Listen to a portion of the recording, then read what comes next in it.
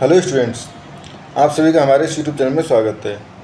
Students, हम number theory या हम कहें फंडामेंटल ऑफ नंबर थ्योरी या हम कहें एलिमेंट्स ऑफ नंबर थ्योरी के पेपर सॉल्व कर रहे थे, जो कि दिल्ली यूनिवर्सिटी के एग्ज़ाम्स में पूछे जाते हैं। ऐसे सभी क्वेश्चंस को हम सॉल्व कर रहे थे।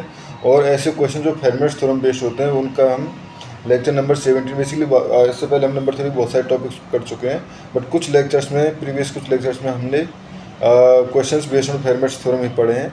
और इसमें भी हम कुछ क्वेश्चन जो कि फेरमैट्स थ्योरम पे बेस्ड हैं और दिल्ली यूनिवर्सिटी के अंदर पूछे जाते हैं। ठीक है, क्वेश्चन नंबर 5 है हमारे पास। बेसिकली ये हमारे पास एलिमेंट्री ऑफ नंबर थ्योरी जो बुक है, जो कि दिल्ली यूनिवर्सिटी में सजेस्ट की गई है, डेविड एम बर्टन वाली बुक, उसके क्वेश्चन है। ठीक है, क्वेश्चन नंबर 5 जो है वो है हमारे पास इफ जीसीडी ऑफ, बेसिकली ये एक्सरसाइज है 5.2। if gcd of a and 30, if gcd of a and 30 equal to 1, then show that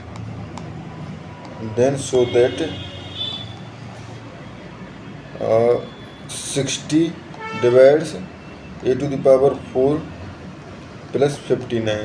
ठीक है, ये हमें प्रूव करना है स्टूडेंट। ठीक है, तो इसको सॉल्व करना चालू करते हैं। अब देखो 60 को मैं अगर कैसे लिख सकता हूँ, पहले तो 30 को कैसे लिख सकता हूँ। 30 को लिख सकता हूँ 30 को लिख सकता हूँ यहाँ पे 2 × 3 × 5 हैं, and GCD of a and 30 equal to 1 implies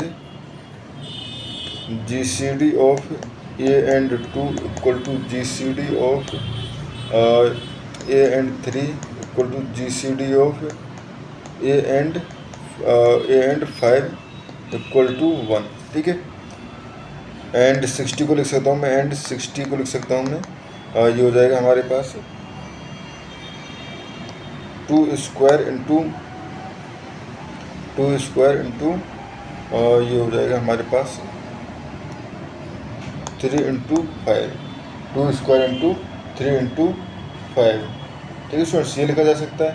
तो यहाँ से अगर मैं बात करूँ GCD of a and 2 square की, तो वो भी हमारे पास 1 होगा। ठीक है, GCD ऑफ a ये भी हमारे पास 1 होगा। ठीक है, अब हम फेरमैट्स थ्योरम को अप्लाई करते हैं।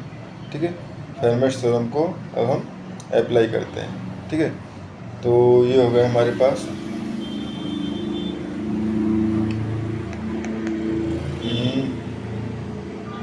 ये GCD of a and 5 equal to 1। ठीक है, पहले तो GCD of a of 2 equal to 1 भी है, तो a ऑफ 2 इक्वल टू 1 है, तो implies a congruent to 1 mod 2, या मैं कहूँ यहाँ से a square congruent to 1 mod 2। ठीक है, a square congruent to 1 mod 2। ठीक है, and GCD of a and 5, GCD of a and 5 जो है वो भी हमारे पास क्या है, GCD ऑफ a and 5 जो है वो भी, पहले 5 से पहले 3 की बात कर लेते हैं। 3 वो भी 1 है, तो यहाँ पे फेरमैट्स थ्योरम से तो ये हो जाएगा a square congruent to 1 mod 3। ठीक है, and GCD of a and 5 also 1, तो यहाँ से हो जाएगा हमारे पास a to the power 4 congruent to 1 mod, ये हो जाएगा हमारे पास 5। ठीक है, ये हो गए हमारे पास। और हमें शो क्या करना है स्टूडेंट्स, हमें शो करना है 60 divides a to the power 4 plus 59। ठीक है, तो बेसिकली हमें शो करना है we want to show a to the power 4 plus 59 congruent to 1 sir 0 mod 60 को डिवाइड कर रहा है ना, तो ये लिख सकता हूँ मैं a to the power 4 congruent to -59 mod 60। ठीक है, या मैं लिख सकता हूँ a to the power 4 congruent to इधर 1 mod 60। ठीक है, या मैं कह सकता हूँ कि अगर मैं शो कर दूँ कि 60 divide a to the power 4 plus 1, या मैं ये शो कर दूँ 60 divide a to the power 4 plus 1, sorry a to the power 4 -1। इधर जो आएगा तो इधर आने पे ये माइनस हो जाएगा ना। ये अगर मैं शो कर दूँ 60 डिवाइड a⁴ - 1 तो हमारे पास ट्रू हो जाएगा। ठीक है, अब देखो यहाँ से ठीक है, यहाँ से मैं कह सकता हूँ a⁴ कॉन्ग्रुएंट टू 1 mod 2। ठीक है, a⁴ कॉन्ग्रुएंट टू 1 mod 2। यहाँ से मैं कह सकता हूँ a⁴ कॉन्ग्रुएंट टू 1 mod 3। ठीक है, एंड यहाँ से मैं कह सकता हूँ ये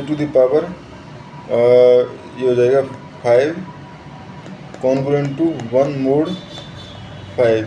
ठीक है, यानी कि हमारे पास 5 जो है वो डिवाइड कर रहा है, ये सॉरी a⁴ होगा, a⁴ - 1 को। ठीक है, 5 डिवाइड कर रहा है एंड 3 ऑल्सो डिवाइड a⁴ - 1। ठीक है, और ऑब्वियसली दोनों ही हमारे पास ये 3 and 5 प्राइम है, तो मतलब इसके मल्टीप्ली 3 and 5 जो है दोनों ही डिवाइड कर रहे हैं a⁴ - 1 को। तो 3 भी डिवाइड कर रहा होगा, 5 भी डिवाइड कर रहा होगा। ठीक है, यानी कुछ पार्ट को 3 डिवाइड कर रहा होगा, कुछ पार्ट को 5 डिवाइड कर रहा होगा। ठीक है, and 2 also divide a⁴ - 1। 2 also divide a⁴ - 1। ठीक है, अब अगर मैं ये शो कर दूँ कि 4 ऑल्सो डिवाइड a⁴ - 1, तो मैं बेसिकली अगर आप ये भी समझ सकते हो कि अगर मैं ये शो कर दूँ a⁴ mod 2²। ठीक है, यानी 4, और a⁴ ये हमारे पास पता ही 1 तो रहेगा यहाँ पे 1 congruent to mod 3 and a⁴ congruent to 1 mod 5। ठीक है, तो मैं एलसीएम वाली प्रॉपर्टी से यूज़ कर सकता हूँ। तो बेसिकली मुझे शो क्या करना है, ये शो करना है a⁴ कॉन्ग्रुएंट टू 1 mod 2²। ठीक है, तो to show a⁴ congruent to 1 mod 2², यानी कि ये हो जाएगा 4 इज डिवाइडेड बाई a⁴ - 1। ये हमें शो करना है। ठीक है, तो अब स्टूडेंट्स इसको मैं क्या लिख सकता हूँ, इसको लिख सकता हूँ मैं 4 डिवाइडेड बाई, देखो a² - 1 एंड a² + 1 लिख सकता हूँ ना, क्योंकि a - b का a² - b का square basically a - b and a + b, तो ये a² - 1 ये इस तरह से है। ठीक है, तो लिख सकता हूँ मैं a² का स्क्वायर, तो इस फॉर्मूले से ये लिख सकता हूँ। तो ये हो गया 4 a - 1 a + 1 a² + 1। ठीक है, ये हो गया हमारे पास। अब स्टूडेंट्स हम यहाँ पे आते हैं, देखो ये गिवन है हमारे पास, बेसिकली गिवन नहीं, रिजल्ट निकाला था हमने a कॉन्ग्रुएंट टू 1 mod 2। ठीक है, हमने ये निकाला था a congruent to 1 mod 2 implies a - 1 divided by 2। ठीक है, a - 1 डिवाइडेड बाई 2 या 2 डिवाइड a - 1 इस तरह से लिख लो। ठीक है, यानी कि a is an odd integer.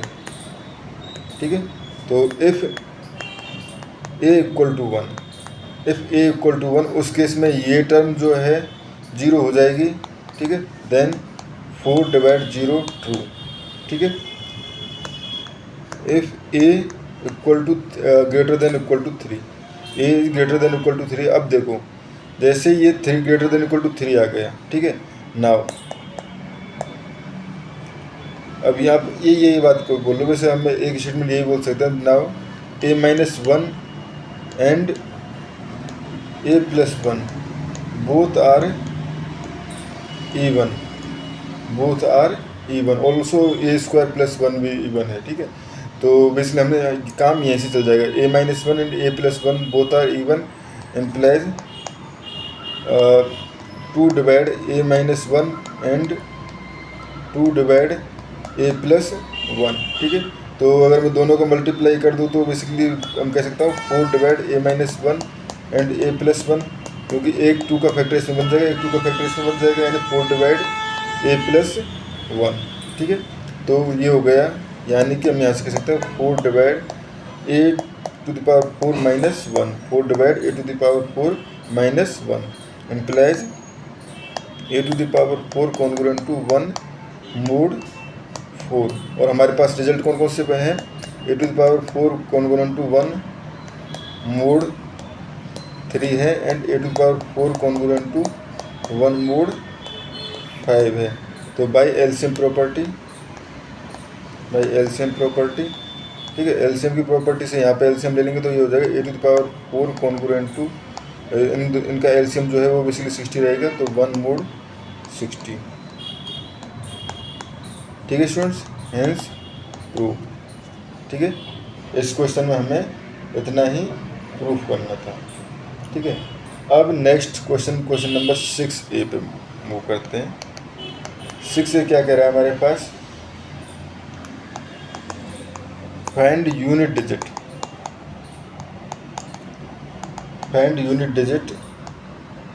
Eight 3 to the power कितना है 100, ठीक है, बाय यूजिंग फेरमेट्स थ्योरम, ठीक है। अब स्टूडेंट्स देखो, इसको सॉल्व करने के यूनिट डिजिट क्या होती है, बेसिकली अगर हम किसी नंबर को 10 से डिवाइड करें तो जो भी रिमाइंडर बचता है वो यूनिट डिजिट होगी। ठीक है, अगर किसी भी नंबर को हम जैसे 105 को 10 से डिवाइड कर रहे हैं तो रिमाइंडर 5 बचता है, तो 5 यूनिट डिजिट होगी।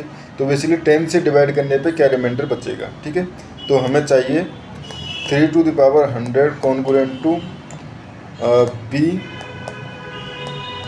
मोड 10, और हमें चाहिए b निकालना है। ठीक है, अब we know that 10 equal to 2 into 5, ठीक है, and GCD of 2 and 3 equal to 1 and GCD of 2 and 5 also, sorry 2 and दूसरा हो जाएगा 5 and 3 ऑल्सो 1। ठीक है, तो यहाँ से मैं कह सकता हूँ using Fermat's theorem 3 congruent to, sorry 3 to the power p minus 1 पर 2 है तो 3 कॉन्ग्रुएंट 2 माइनस 1 1 ही रह जाएगा, 1 mod 2 and 3 to the power 4 congruent to 1 mod 5। ठीक है, ये हो गया। अब देखो मैं इधर पावर 100 कर रहा हूँ, तो 3 to the power 100 congruent to 1 to the power 100 mod 2, ठीक है, जो कि basically 3 to the power 100 congruent to 1 mod 2 है। ठीक है, अगर इधर देखें तो इधर मैं 3 टू द पावर 25 कर रहा हूँ, तो 3 to the power 25 3 to the power 4 की पावर 25, 3 टू द पावर 4 की पावर 25 congruent to 1 to the power 25 mod 1, तो ये हो जाएगा 3 to the power 100 congruent to 1 mod 10 1 mod 5। तो अब वही हमें एलसीएम वाली प्रॉपर्टी से मैं कह सकता हूँ 3 to the power 100 congruent to 1 mod LCM of 2 and 5 equal to 30, यानी कि हमारे पास remainder is 1, so 1 is the unit digit. ठीक है, 1 इज द यूनिट डिजिट। ठीक है, उसके बाद क्वेश्चन नंबर 6 का बी पार्ट। क्वेश्चन नंबर 6 का बी पार्ट है, for any integer a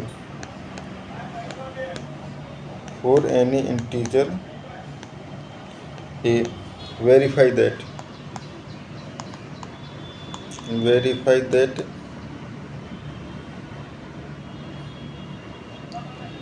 a to the power 5 and a have the same unit digit. ठीक है स्टूडेंट्स, हमें ये शो करना है कि a to the power 5 and a जो है वो सेम यूनिट डिजिट रखेंगे। ठीक है, तो सॉल्व करते हैं। बेसिकली ये जब कब होगा, let GCD of a and 10 equal to 1 हो, यानी GCD of a and 5 equal to 1 होगा, एंड GCD ऑफ, यहाँ पे भी आगे GCD लिख सकते हो, नहीं भी लिखोगे तब भी कोई दिक्कत नहीं है student. A and 2 equal to 1 होगा, ठीक है। ये हो गया हमारे पास। तो यहाँ से अगर हमें फेरमैट्स थ्योरम अप्लाई करके देखें तो फेरमैट्स थ्योरम हो जाएगी यहाँ पे, इसके लिए हो जाएगी a⁴ कॉन्ग्रुएंट टू 1 mod 5, ठीक है, a⁵ congruent to 1 mod 5 and ये हो जाएगा a कॉन्ग्रुएंट टू 1 mod 2, ठीक है, a कॉन्ग्रुएंट टू 1 mod 2, ठीक है स्टूडेंट्स। तो यहाँ से हमारे पास आ गया, अब देखो इसको मैं लिख सकता हूँ a⁵ congruent to a mod 5, ठीक है। और अगर मैं इसको लिखना चाहूँ तो यहाँ से हो जाएगा हमारे पास, अगर मैं दोनों तरफ a⁵ करना चाहूँ तो पावर 5 करना चाहूँ तो ये हो जाएगा a⁵ कॉन्ग्रुएंट टू 1 mod 2, ठीक है, a⁵ कॉन्ग्रुएंट टू 1 mod 2, ठीक है। तो अगर हम एलसीएम लें तो ये हो जाएगा a⁵ 5, ठीक है। अभी तो मैं एलसीएम नहीं ले सकता ना स्टूडेंट्स, तो नहीं ले सकते क्योंकि एलसीएम वाली प्रॉपर्टी अप्लाई करने के लिए मुझे यहाँ पे भी होना चाहिए। तो मैं क्या कर रहा हूँ, यहाँ पे पहले मैं कर रहा हूँ a⁴ तो a⁴ congruent to a mod 2। अब मैं दोनों तरफ a का मल्टीप्लाई कर रहा हूँ तो a⁵ congruent to a mod 2।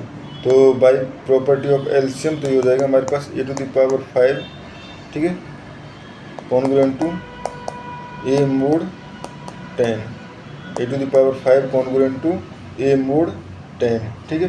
अब स्टूडेंट्स हमारे पास ये पता है कि अगर हमारे पास दो term a and b same होती हैं, ठीक है, दो term a and b same होती है, तो पहले ले लेते हैं कि suppose let a⁵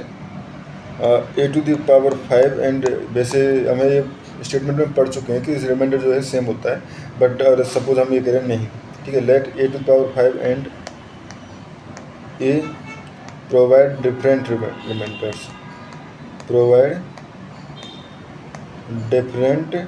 reminders after dividing 10, ठीक है, यानी कि अलग अलग यूनिट डिजिट हो गई। डिफरेंट रिमाइंडर का मतलब है अलग अलग यूनिट डिजिट होना, ठीक है। Then a⁵ can be written as 10 × k + r1 and a equal to लिखा जा सकता है 10 × k2 + r2, ठीक है। यहाँ पे r1 not equal to r2, ठीक है। तो अब यहाँ से मैं लिख सकता हूँ 10, देखो a⁵ को लिख सकता हूँ मैं 10k1 + r1 कॉन्ग्रुएंट टू, ये हो जाएगा 10k2 + r2 mod 10, ठीक है। तो इसका मतलब हो गया हमारे पास 10 divide 10k1 + r1 minus 10k2 + r2, ठीक है। तो यहाँ से मैं कह सकता हूँ 10 डिवाइड 10 k1 - k2, ठीक है, प्लस r1 - r2। अब देखो 10 इसको तो डिवाइड कर ही रहा है, ठीक है। अब अगर ये 10 पूरे पार्ट को डिवाइड कर रहा है तो इसका मतलब है 10 डिवाइड r1 - r2, ठीक है।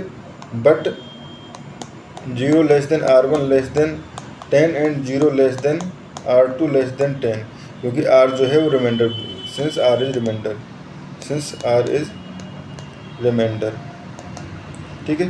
तो यहाँ से मैं कह सकता हूँ 0 < r1 - r2 < 10, क्योंकि देखो ये तो हमारे पास पॉसिबल है ही नहीं कि 10 से ज़्यादा पहुँच जाए, कि अगर r1 सपोज 10 है, ठीक है, तो r2 अगर कुछ भी है तो वो 10 से कम रहेगा, पॉजिटिव रहेगा, तो ठीक है, नेगेटिव तो रहना ही नहीं है। और अगर सपोज r1 जो है वो हमारे पास 1 है या 0 है, तो r2 तो ये -10 to 10 तक पहुंच सकती है। सो -10 तक पहुंचेगी ही नहीं, क्योंकि ये इक्वल टू का साइन नहीं होता।